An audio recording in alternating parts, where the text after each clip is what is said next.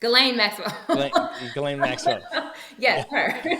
Yeah. Yep. Wait, can we do? I can't. I'm just still. I know it's sort of done, but I am just curious. I really genuinely curious. What do you think about Ghislaine? We have a lot to talk about. Let's talk about Ghislaine. I want to talk about Ukraine, and then but even in addition to that, I want to talk about the social media piece of that Yeah. that I wasn't aware of. It I think is interesting also. So what is your thought about Ghislaine? Like, how does that happen? I'm not for sure. It's really interesting. So the research and the work that I've done, very minimal work and experience and research related to the female sex offenders, if you will, or the accomplices, related to that. And that's exactly, kind of her role in the Jeffrey Epstein case was she was allegedly luring these, young women for his pleasure and all these other, individuals who took part in that. So that's always really interesting because that's such a small population that we see. For one, we don't see a lot of female sex offenders, right? They are there, of course, but they are in the very, very like marginalized group as far as who are the individuals who offend against children. So it's really interesting, and I would love to like learn more about her and have an opportunity to like analyze her, if you will. Yeah. I'm wondering like how it all started. Did Jeffrey, reach out to her when she was younger? Like what was the connection there? And I have to admit that I don't know a lot about her history, but it's just really fascinating on how a female can contribute to that. When I look at, when you see news articles, it was this female, a young girl, she was 11 and she was taken on the bus stop while she was getting off the bus. And she was gone for like 20 some odd years. You may have remembered this story. And for a while, they thought it was the stepdad because the stepdad was coming. He was riding his bike to try and get her from the bus stop like he does normally. And this car, a guy just gets out and grabs her. And there was a female in the car with him. And this whole time, his Oh. wife was helping him kind of snatch kids and, making Yeah. these children, like their sex slaves. And I remember reading about this story years ago and always just being intrigued on what's taking place in that female's mind, the wife. Like, how do you even do that? And so this Yeah. reminds me of that same situation of, yeah, what's going on there? How are these men convincing them to be a part of this? What role do they play? Do they have a romantic or intimate relationship with the offender? And if so, is there, manipulation there? Is there power dynamic? All kinds of stuff. I mean, are they offenders themselves? Yeah. And that might, Yeah. Yeah. I don't know. Before I did a video on Ghislaine, and I was trying to figure out the same thing because this, like, statistically, it's so rare for a woman to be the perpetrator like that, and Yeah. usually it's because of mental illness. It's because they're impoverished, or it's related to mental illness, poverty, just a totally unstable background. And in her case, she has none of those things. Like, very well educated, comes from a ton of money. Like, she doesn't meet any of the like sort of the statistical the characteristics of someone that's a perpetrator. Mm-hmm. But she did have a weird relationship with her dad, who was a criminal, and her dad, I think I'm going to butcher this, but I think she had like something like 6 or 7 kids in her family. And when she was born, her older brother, who was 15, died in a car accident. And after he passed away, or I believe I'm getting this wrong, but something like this, her brother had some kind of mental illness but required a lot of care or something like that. Oh, when okay. he passed away. So she didn't have a lot of attention, and then I think she didn't get any attention. Then when she was 7 or so, he passed away, and then she became her dad's favorite and got a ton of attention. Oh. Something like this. I feel like I should have been more prepared to be able to get the story accurate, but she went from being totally neglected to being the apple of her father's eye and sort of doing all things for her dad. And then who ended up being a criminal, through his criminal behavior, got the family a lot of money. And then when her dad died, which was right before she met Epstein, she went from being, British socialite, lots of money, to all of a sudden losing her dad's business and losing money. And she latched on to Epstein because he sort of fit that father figure role. He was, a little bit devious. She knew that if she did all things, she was sort of like his girl, she would be taken care of. And I think that's why she was so over aligned with him. Oh God, you've done a lot of work on her. I mean, on this. Yeah. That sounds like Well, an appropriate. that makes sense, right? Yeah, that makes sense. It's Jeffrey Epstein has all the Yeah. money, so he is kind of fulfilling that role that her father played in her life. Yeah. That's interesting. It's the only thing I can make of it. What I don't understand is the sexual deviance. Like, I don't know how. I don't believe that she was traumatized or anything like that. And so I guess maybe you just do whatever you can to make this father figure love you. Yeah, that admiration, social desirability on like a Yeah. whole level. Yeah, So manipulative. it really is. It really Yeah. is fascinating stuff. Yeah. All right, let's talk about Ukraine.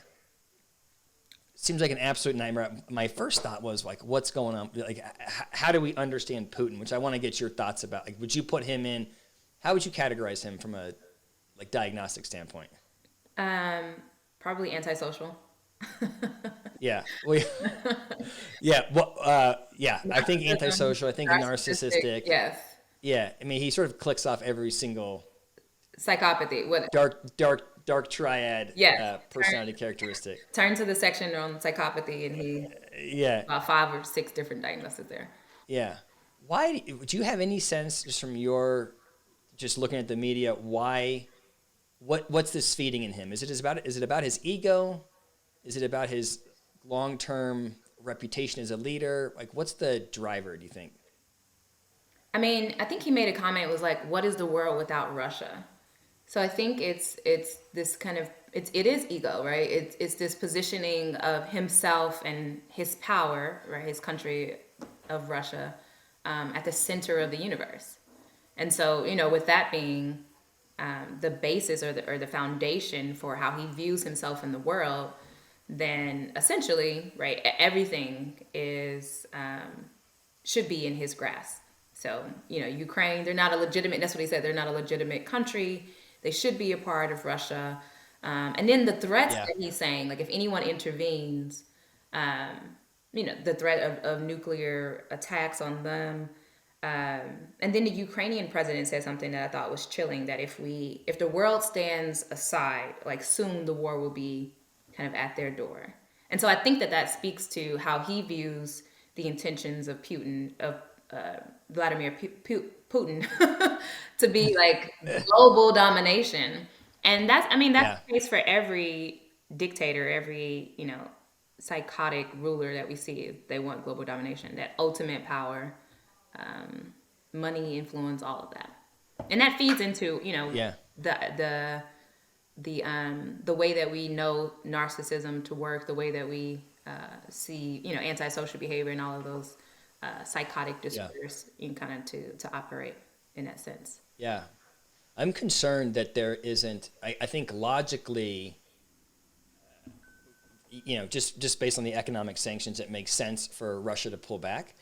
But I think that because he's such a narcissist, like I think our risk is that he has a narcissistic injury. He's getting just, the world is attacking him and saying what a horrible leader he is, which is, I don't think is what he wants. I think he wants to be viewed as a strong and powerful leader. And I'm worried that if he gets pushed too far and is not successful, then he'll make a really stupid decision as far as nuclear war. Yeah. I feel like that's how it could happen is he goes, no one's listening to me, screw all of you, and starts moving that direction. And I don't know what off-ramp he has to get, like, how does he save face at this point and preserve his ego? That's obviously pretty fragile. You know? Yeah. I mean, I think I was listening to a journalist talk about this recently on NPR, and like ultimately he has to take Ukraine. I mean, that's in my mind, that's the only way that he saves face, right?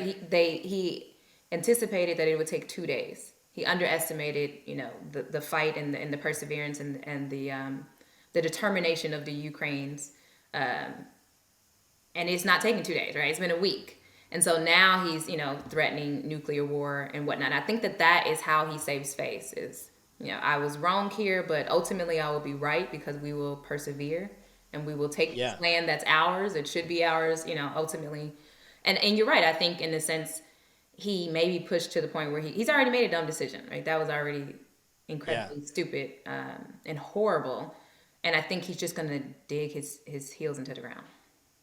Yeah. I don't know what it is, but I wish there was a way for the world to validate him as a leader. To say like, oh, you were so smart because you did X, Y, and Z. Now you can exit Ukraine. Now you can exit the war. Like if there's a way to feed, like psychologically, to feed his ego so that he could exit without feeling like an absolute failure. And I feel like he can't. So you think that if the world validates him, then he would get what he needs, and he would.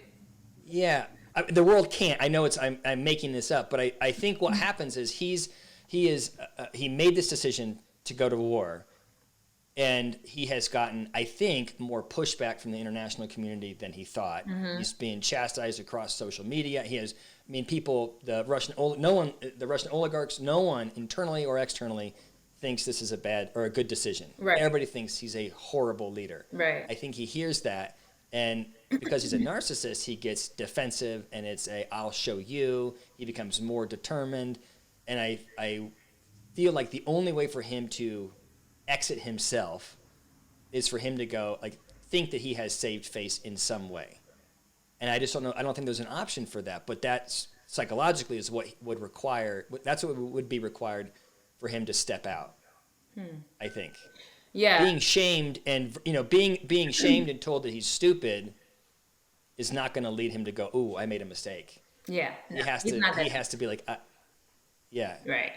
So I mean, you think about all the power he's had in Russia, right, up until now, and then even in the last year, the amount of kind of restrictions he's put on the people as far as limiting protests and all of that stuff has been kind of building up to where he is now the government sanctioned television stations and all of that. Like he has control over every aspect of his country. So I'm like, he should have been okay with all of that validation. That was all manufactured, right? So I'm like, I don't even know if the world, telling him that he was great. Trump was saying that, a couple of years ago. Oh, he said a lot of the Republicans were like, we admire him. God, he's such a great statesman. Yeah. I remember them saying. So I don't know. Yeah. And that's the thing with narcissism. That's the thing within an overindulged ego is that nothing ever suffices. Nothing is. Yeah, you can't. You're not going to fill him. You're not going to fill him up and have him be like, "Oh, now I'm full." Yeah, absolutely. I agree. Right. And I wonder if kind of raising it to a higher level in my mind of that this is just ego driven, actually diminishes. I think to a certain extent, not diminish, but puts a glossy kind of view of kind of the root of it is power and. Devaluing of humans, you know what I'm saying? So it's I think we take it to a higher psychological. If you think about the hierarchy of needs, the ego is kind of a little bit higher, but here is core is just that I'm a horrible person, right? And I don't value human beings at all. I don't value freedom. I don't value any of that. And I don't know. And I think it kind of simplifies it to a way that doesn't sit well with me when we just kind of conclude that it's all ego driven. Does that make sense? I think it does make sense, and I think that I'm talking about it from if we just described it as narcissism. Oh, sure. But there's more. But you're right. There's more to it than just him needing his. I think it is more than him just needing his ego inflated. It is also about the true power that he has and the impact he has, and he doesn't have any recognition or concern for human life. Right. I think that is, I think you're right about that. And I just don't know. I have fantasies about what if I was hired by the government. I know it's delusional, but I have fantasies. What if I was hired by the government and was to engage in psychological operations on Putin? What could you do if you wanted to do psychological warfare on somebody like that? What would undermine him? What would unhinge him? What would create distress? Because just saying, "Hey, people are dying," isn't working. What's the psychological mechanism you could use to? Right, and so part of me thinks, well, if you that's part of me is like, oh, if you made him feel good, maybe he would dial it back. That'd be one way to do it. Part of me feels like if you, you know, if somebody went out, like, what if Jeff Bezos goes out and goes, I'll give $1 billion to whatever team of people inside of Russia kills Putin. Oh snap! That's crazy. Just on social media, and then Putin's got to look around and be like, how much did I pay that guard last year? You know what I mean? It would be it would get him to be a little bit insecure about because he knows that he pays these people and that's why they're supportive. Yeah, for sure. That's why he sits at the table and 20 feet away. You know, everyone else is. I read that today. He's so afraid of COVID. No, it's not COVID. No, it's not. I read COVID. No, he's worried about people assassinating him. That's what I would be. I mean, that's what I would think. Yeah, you're right. Yeah, he's calling it COVID, but it's really. Yeah. God, that's a great question. I don't know. I would think you strip away his power. I mean, I think that would be the way. Because when you think about an intervention, right, and there has to be, going back to my days organizing unions that I did like right out of college for a few months, we work to find the way to agitate someone to action. So when I'm thinking about like in psychology, like what is a trigger that would promote change or insight, if you will, right? So with Putin, I doubt I could ever get him to be self-aware in the sense of him recognizing any errors or any, you know, wrongdoings within himself. So I don't know if that would even be the angle, but what else could I do to agitate towards change? And I think, I mean, of course, this would be probably impossible at this point, but to reduce his power and his influence over people. And I can see that would, I mean, I get a sense based on how he responds to certain things that is something that he is trying to hold really tight to, right? That's why he arrests everyone who even tries to chant anything, you know, in the country and in the cities within Russia. You can't even hold up a sign, not even for 5 seconds. Like they're coming and they're arresting you. So when the people rise up, right, that's a threat to his power. When Ukraine exists, right, that's a threat to his power. So those are the things that he vehemently goes towards and tries to squash, tries to diminish, tries to reduce as much as he can. So I think that would be probably the angle if I had an opportunity, or if, you know, someone could, is, and it may not have to be like real sense of power, but on a psychological sense, how can we get to a place where I can make him feel like he has less power? And I think, have you watched the videos that Anonymous, the cyber hacking group? Oh my God, you gotta see those. But I feel like I would be into that. Oh, I felt like I was in a movie. Like I pulled up social media and Anonymous has this message that they've declared, you know, cyber war on Russia. And they're going through all the things they were gonna do. And I'm just like, that right there is like the psychological kind of tactic to pull away some of his power. And I'm like, that's it right there. Like that, if we can do that. Yeah. You know what's interesting is Zelensky. Am I pronouncing that right? The president of Ukraine. Mm-hmm. You know, he used to be an actor and a comedian, which I had no idea about. Comedian, yep, I did. It's like the exact opposite personality of what, like, Putin's goal is to get everybody to think to be powerful, and he's asserting himself and being, you know, dominating his way to power. Mm-hmm. And he's attacked the one guy that is so charismatic that people just want to follow him for who he is. Yeah. It's just a funny, like, dichotomy. And he's able to use social media. I mean, have you heard his speeches? Yeah. They're so powerful. He's got the entire international community behind him through his, like, because they actually want to follow this person. Yeah. Versus Putin's approach. And I do think that that's another way, you know, via social media, that you can remove Putin's power. Yeah. He can push everybody's signs down. He can try and restrict the internet coverage, but he can't control all of social media inside of Russia. I was reading how, like, China's done a much better job of restricting that, but Russia is not there. Yeah. And so people are seeing social media. Certain things. It's undermining him. I think he underestimated the strength of the Ukrainian people, and he's underestimated the power of social media. I think two things that he's underestimating, for sure. Yeah. Yeah. So tell me about this. So you and I were talking this morning. I was like, what do you want to talk about? And you said Ukraine. Let's talk specifically about the racism. And I go, what are you talking about? I haven't heard anything about this. And you said, I think your algorithm, like that says something about your algorithm, which I think is, I mean, it's funny in that, like, how could I not be aware of it? And it's also really sad to think that there's that going on where you have refugees trying to leave Ukraine, and then based on their skin color, they're being pushed aside. And I read, you and I talked, I went and read a story about somebody waiting in a line for 9 hours, getting to the front of the line, and then being pushed aside. Yeah. Is crazy to me. Yeah. Yeah. Yeah, there is. So, oh, go ahead. No, go ahead. So yeah, there's been a lot of coverage I've seen on social media where actual Africans, Nigerians, Ghanaians, I mean, they're all over the continent of Africa, go to the Ukraine to go to school. They go there to work. Tons of, non-white people live in Ukraine.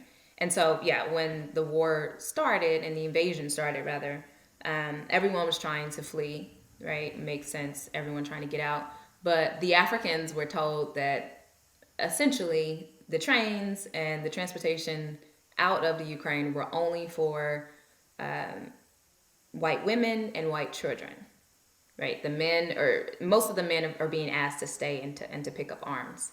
But even the Ukrainians are bringing on their pets in place of human seats for African individuals to get out of the country.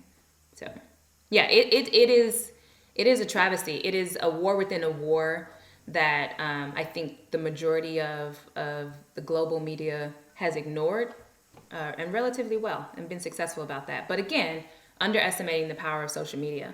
So when I log on to social media, I'm seeing these videos of these families who are filming and uploading this information because no one is covering it.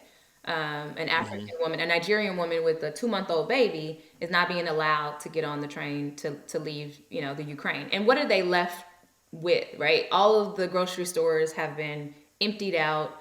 Everyone, is gone. You can't work. You can't do anything. And so they're left there to starve, essentially. The Nigerian government has sent buses there to get them out. The buses were denied access to even get their own people out of the country. A few of them have, like you mentioned, waiting for 9 hours. The majority of them have waited longer than that, like 22 hours in order to get out. And once they have, some of them, when they've gotten out to Romania, some have been treated very well and been allowed to access the transportation that their country, either Ghana or Nigeria or whoever, have been able to access those transportations to get back to their native land. But some have not. Some have been met, like I said, footage of their, of themselves, like recording what's happening as they approach the border of Poland, have been met with armed soldiers pointing rifles at them, telling them to get back. You can see some Ukrainian soldiers physically attacking some of the Africans waiting there to board. So, I mean, it's like I said, it's a war within a war. It's trauma in the midst of trauma, and it's devastating to watch. Yeah, I'm trying to think of, like, what's the impact on you? As a black woman in the United States, I would imagine, like, my reaction to it is, like we were talking about, just my algorithm, like that I didn't even know it. To me, the perception of me is the black experience in America is we're saying, hey, there's a real problem as far as how we're being treated. And a lot of the majority population goes, it's not that bad. Yeah. Like, I feel like that's the in general.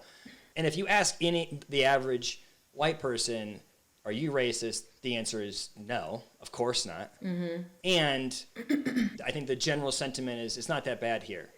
And then you look over there, and it feels to me like when there's stress, when there's urgency, when they're under duress, like the true colors come out, right? And so then it makes me go, I wonder if you go like, is that how everybody feels in the U.S.? And then also, it's amazing that you have like the majority population in the U.S., like myself, looking at it going, it's not that bad, because we don't even know what's happening, because we're not exposed to it the same way. You know what I mean? Yeah, absolutely. And I think that that's done by design. And so when something is brought up, then we have to provide proof of our trauma, right? We have to provide, like, where's your proof? Like, what did they do? Like, Yeah. how do you know? Like, you asked me, like, when I told you this morning, you were like, where did you find that at? Like, essentially, you were like, where's Yeah. your proof? Like, where's your Yeah. proof? You know, Yeah. and so we're forced to not only carry the burden of race-related trauma, we're also forced to inform you about it, provide you with proof and examples, provide you with solutions on how to solve the problem that we didn't even create, right? So this is Yeah. massive weight that Black people all across the world have to carry and have to deal with. And the fact that you don't know, as I mentioned before, is done by design. Like, this is not on accident. So we talked about like your algorithms. Christopher Wiley, as I was mentioning to you before, he wrote the book Mind Fuck, because I don't know about your podcast if you can say curse words, but You could say fuck. You could say fuck. okay, Mind Fuck. And he talks about the Cambridge Analytic scandal and how the intentionality of algorithms, like hands down, point blank, like they're done by design. Will you? Sorry to interrupt you. Will you go? Can you give a 30,000-foot overview of what that scandal was? Oh, sure, yeah. So, let me find my notes. So This was, by the way, this was your dissertation Yes. topic, right? Yes. So just so that I don't mess it up, the Cambridge Analytic was a company that took large amounts of data and used it to design and deliver targeted content capable of moving public opinion at scale. So this was a company in the UK whose whole objective was to gather so much data on the populace, right, and create these different profiles so that they can, in a very strategic way, target each individual to help influence their opinion, to help influence their behavior, and to influence political outcomes within a country. Right, and so that's the influence from Russia that so many people were talking about during the 2016 election and even earlier elections, right? So the influencing of the people without them being aware of it. So, for example, if I'm on Meta and I 8 years ago on Facebook and I sent you, or actually I ran these targeted ads that seemed very, very fun and kind of fun-loving to get you to identify what type of Disney princess you are or what type of character on Game of Thrones you are, right? And so you take this fun-loving survey, which maybe is only 5 or 6 questions, but from that, I'm actually gathering data about you psychologically. And then I turn around and use that data specifically for 800 individuals who fit this psychological profile. And then I create a Facebook group that professes the ideology that I assume that you have based on this data that I've collected on you. So then I run an ad for that Facebook group. You actually see it and think, oh man, this is a really cool group. I have, very similarities to them. So I click on and I join that group. And from there, I have someone inside of that group who's espousing messages, that are similar or that are in line with this particular political party versus that one. Right. And so essentially you're thinking you've joined this group on your own, from your own volition, as an intelligent human being, just aligning yourself with something that you're interested in. But from that, I'm able to persuade you in all types of ways without even alerting your defense mechanisms. So that's essentially that is so scary. It's very scary. Yeah, it's very scary. So when you think about your algorithm and why you didn't see any of the news related to how Africans were being treated, that's because essentially whatever social media platform you have, they've designed an algorithm based on your user data, right? And they're saying it's to give you the content that you would enjoy, and to a certain extent, yes, that's probably true, and to target advertisements based on your needs, so that you're not getting golf ad equipment when you don't play golf, right? So it makes sense in certain situations, but again, they've built a profile for you and they're targeting information based on that profile. So all of this other stuff over here that's happening in the world, if you haven't shown any interest in it, you're not going to see it. Yeah, I mean, it seems so it's so concerning, and what's scary, the scary part to me about that is the piece where you're talking about it being leveraged for political ideology. Yeah. Do you know what I'm saying? Because I don't want to see golf equipment on my, Yeah. like, I do agree with that, but Yeah. then to turn around and use that and go, well, we're not, we're going to fill this person's, this moderate person, we're going to fill his feed with crazy behavior on either the right or the left to push him. Yes. Right? If you talk to somebody on the right, they will describe crazy behavior on the left. Yeah. And the world is going to end because of what the left is doing. Right. Exactly the same thing if you talk to somebody on the left, right? Because it's so polarizing and intentionally so. Yeah. And you're right. They want to target those moderates. So how can we get them to move either way? So what do you think? I know it's a big question, but what do we do about it? Yeah, that is. I mean, you said to me, you go, this one, if you look this up, it's going to help you have a more, I forget how you said it, but inclusive algorithm. A more inclusive algorithm might be helpful. Mm-hmm. So you could be intentional about looking stuff up, about forcing your algorithm, like showing interest. Yes. So if you're speaking specifically about racism and learning more about that, right? We live in the information age. There is so much information. You can see experts faster, quicker, and keep up with them, better than we could in any other time frame. So the information is there. Tons of information is there.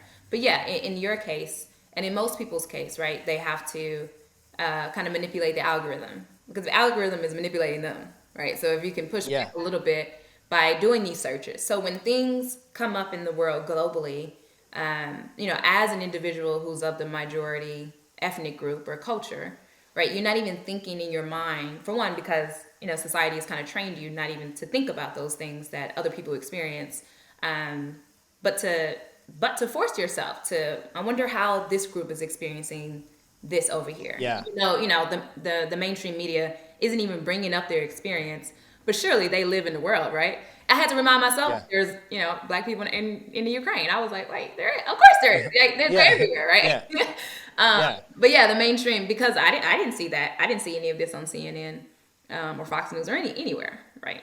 Mm-hmm. So yeah, just reminding yourself of their experience and then making those searches, joining those groups, hashtags, all of that stuff. Yeah. Yeah. Yeah, it's interesting.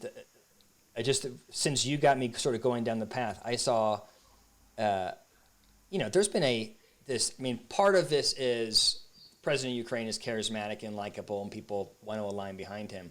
There's also and I guess it's probably new that there's the power of social media, so that sort of differentiates our international response to this. Mm-hmm. And a part of it, have been reading this morning since you and I talked, is about race in that international, the U.S. is invested maybe because people in Ukraine look like white people. Yeah. And so there's so much more interest in that. And then I was looking, there were recordings of people saying, I'm really worried because there's blonde-haired, blue-eyed people that are in danger. Yeah. On the these are like people that are leading the news. Yep. That are saying that, and I think it's crazy. I mean, it's part of me feels like, okay, well, maybe it makes sense because, we default when we get scared, we default to this sort of tribal mentality. And so maybe you can't help it. And then I feel like you would hope that as a journalist or that we would have evolved to a place where we could see bigger than that, but I don't remember the last time there was a war in Africa that anybody cared about. Yep. Right? I mean, Yeah, you're absolutely right, David. And I think that this is, and I see what you're saying about how stress can kind of bring about certain behaviors that don't have the opportunity because of the situation to kind of be filtered. But I actually think that this is kind of revealing the DNA per se, not just a stress response You get what I'm saying? Like that this is more of a core kind of issue. Essentially, what all of those journalists and experts that were on the news, because there were a lot of clips of people saying similar stuff, right? This shouldn't be happening to us. This is not Syria. This is not Afghanistan. This is not Iran and Iraq. Essentially, what they're saying is that we can understand why there's a crisis in Syria. I can understand why there's wars in Afghan for the past 30, 50 some odd years or whatever. But my goodness, we cannot understand because of our whiteness how this is happening to people who look like us, right? These are Christians, is what they said. These are, blue-eyed. These are white people like you and me. I remember one report. Yeah. So I think these things are just the blankets are kind of just being pulled back a bit because they had that same mindset when they were watching the crisis in Syria. They understood why that was happening. Essentially, we're like, well, I understand. Yeah. Right? They're supposed to be in turmoil and in war, and famine is supposed to sweep throughout these particular places, and these groups of people are supposed to be refugees, right? You saw a lot of I saw a lot of people wanting to stay away from the word refugees because these are essentially, and I'll quote what this woman said, these are white people, these are Christians, these are not refugees. So refugees in their mind look like a particular type of person. They have the skin of a particular type of person, and they come from these particular countries. So I don't necessarily think it's more so of a stress response. I think it's kind of at the core. We're seeing kind of the core of racism and how it impacts people. Yeah, it's hard for me to argue against that. Like, I mean, I think I have to agree with you. I just don't like. That's the issue with it, right? I don't like that. Mm-hmm. I don't know what to do. I'm not sure I know what to do with it. You know what I'm saying? Like but I guess a good, having a more, I forget I still keep spacing on the word you said, but a more diverse or more balanced, inclusive algorithm. Having a more the idea of being intentional about what you're searching, so that you're forcing yourself to see different views and perspectives. Right. Is interesting because it's like I feel like I think I do my best to be like pretty balanced and like I would if you had just asked me, like what's your view of things, I would have said like, sure we all have implicit bias, but I think I'm pretty evolved. Would have been how I would have answered it, right? Of course. But I had no idea, and I did exactly what you said as far as I was like, come on. Where does that? Show me. Where did you find that? Right? I did do that, so I think that's it's interesting. Yeah, it is, and for all intents and purposes, I think to a certain extent, right, that those choices are outside of our hands when we're talking about like AI, because like you said, like you want to be inclusive, like you're trying, but then not knowing the influence that algorithms are having on what you see and what you don't see. So do you, just out of curiosity, like when you're walking through the world, are you, I don't know what the right word is beyond annoyed, but like when you, like are you looking at people and being like, you don't know what's going on? Like, are you like, are you like, okay, buddy, you don't get it. Yeah. Is that what it feels like? Yeah, it does. Yeah, it's frustrating. It feels alone at times.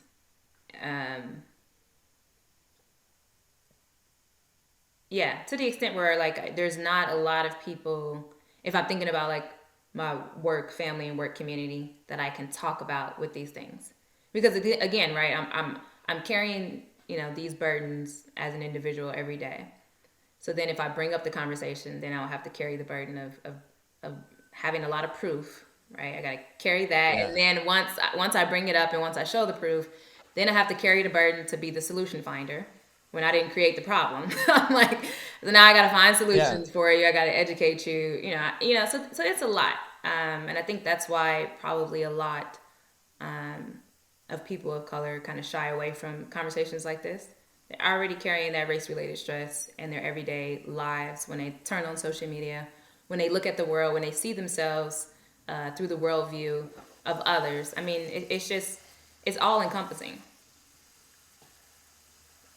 It wasn't intended to be this I didn't mean, I'm so happy you brought it up. I didn't think that this is what we would talk about, but it's really interesting that like one of the things that I always feel frustrated with as it relates to conversations like this is I always feel like there's a criticism of white people, and we always talk about like it needs to be an uncomfortable conversation, and I'm always like, why? It's only uncomfortable for white people. It's not uncomfortable for anybody else. Yeah. But what you're describing there, which I definitely didn't see, is that it's really uncomfortable it's in a different way. But all the burden that you're referring to, like I don't have that burden, right? Like I'm going to say I am saying prove it. I am saying what's the solution, right? It is, the defensiveness does lead for us to relocate that burden pretty quickly. Yeah. Even though I'm like, why does it have to feel so bad? It's not really, it's a different kind of discomfort, but there is definitely discomfort both directions. Oh yeah, absolutely. Yeah. Yeah. Yeah, you're absolutely right. Yeah, well, thank you. Yeah. Yeah. Well, thank you. What else do you want to talk about? Well, I don't know how to transition out of this. Yeah. I don't know. Let's see. I guess I'd like to hear, I mean, if I can offer a question. What would you think is the solution, like moving forward? As it relates to what specifically? Just like relationships. What do you mean? In Ukraine, or what are you talking about specifically? Yeah. So in conversations related to racism and prejudice and discrimination. Yeah. I think that have you seen that book, White Fragility, which I've not read? I need to read it, but I've not read it. Have you seen that book? Yes, I've seen the book. So the title of it is White Fragility, and then it says like the subtitle of it is something like, why is it so hard for white people to talk about diversity, equity, and inclusion? It's something like that. Mm-hmm. I've not read the book. I can't stand it. I immediately go, oh, you want to know why it's hard for white people to talk about racism, and you just said that we're fragile. Imagine if we titled the book, The Fragility of People of Color. Mm-hmm. Would you want to read that book? And I feel like what happens is for good reason, there's such frustration with how whites have handled it that it's getting to a place where we're sort of just being insulting. And I think then whites I get defensive, like very quickly. Mm-hmm. I don't want to be called a racist. I don't want to be called a white supremacist. And so then what happens is, then I'm not listening. Because as soon as I feel like you think that about me, then I have a really hard time, because it's the opposite of who I want to be. Yeah. There may be truth to it. You could say like, look, I feel like I intellectually understand the privilege. I intellectually understand why I would show up in a way. We've talked about how there are times in a group setting where I take up a lot of space. Maybe I take up too much space. I get intellectually why I do that and how that might come across, but it's not who I want to be. Mm-hmm. And so when the discussion feels like I'm being criticized, it's just hard for me I think that we're fragile in that way. And if you actually, what I've read about the book, what she's talking about is not that whites are just inherently fragile, but there's this struggle of feeling like shit for these systems that exist, not knowing what to do, right? But I think what happens is the way that it's happened, I don't think that we know how to have the conversation. And for too long, at least in my mind, it's been framed like, we need to have an uncomfortable conversation. And to me, that sounds like, oh, goody, David gets to be uncomfortable. Like, that's what it feels like. Do you know what I'm saying? Yeah. I don't think there's an awareness. Like, I truly, like, just in our conversation here, when you were talking about the burden of proof, I would have never thought about that. Mm-hmm. I don't think that we recognize that we're doing that. That's the first thing I asked you. Right. You said, and I go, no, it's not. Where is that? Where are you finding that, right? Yeah. And so I think that, I don't know if I'm answering your question, but that's my reaction to it is I really don't want to be that way. Mm-hmm. And I think it's a hard,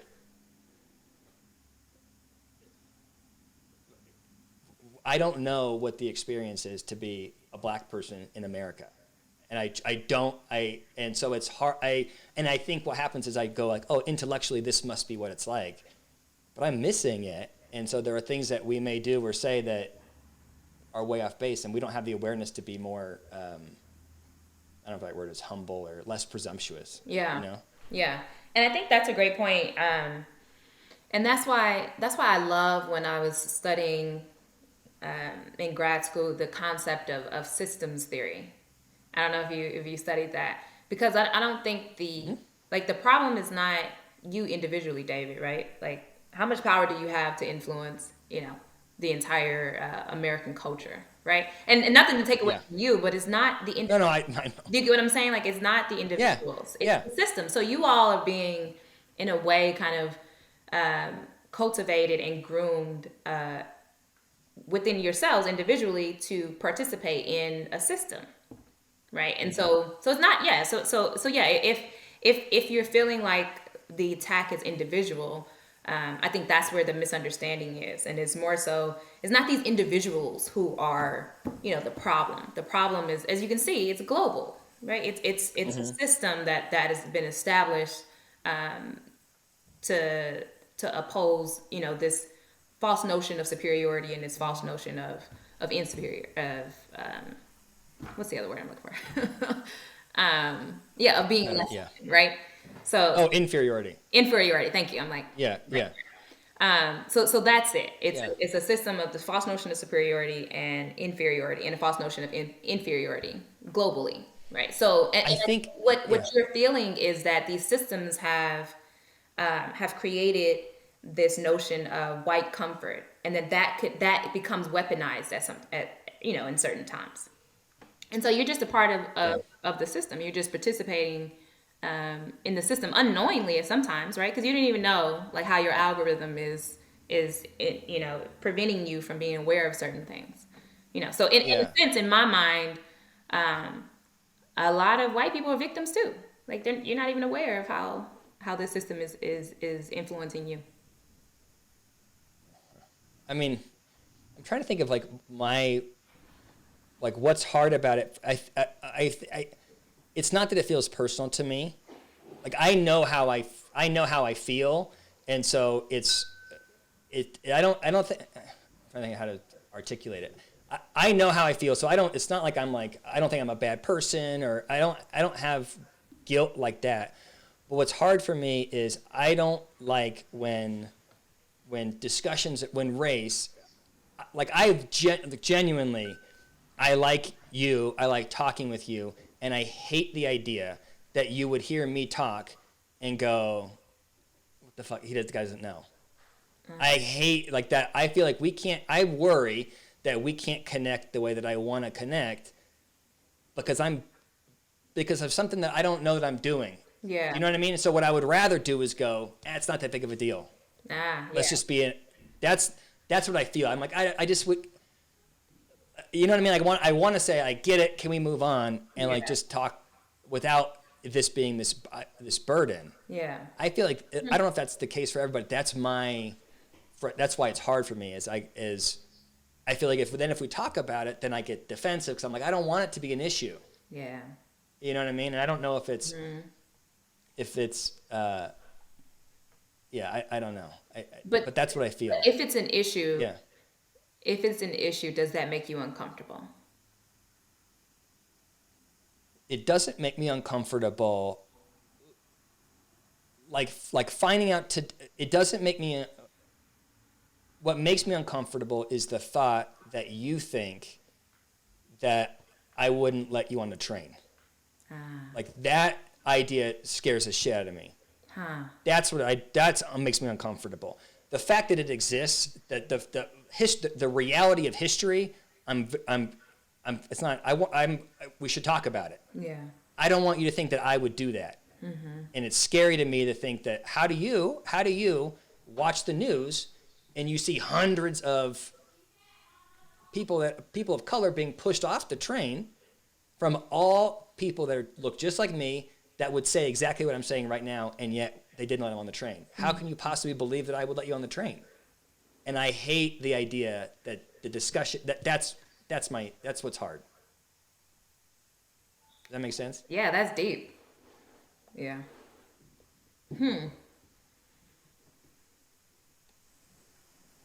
So if you go back to social learning theory, right, back to social psych class, we learn from our interactions with others.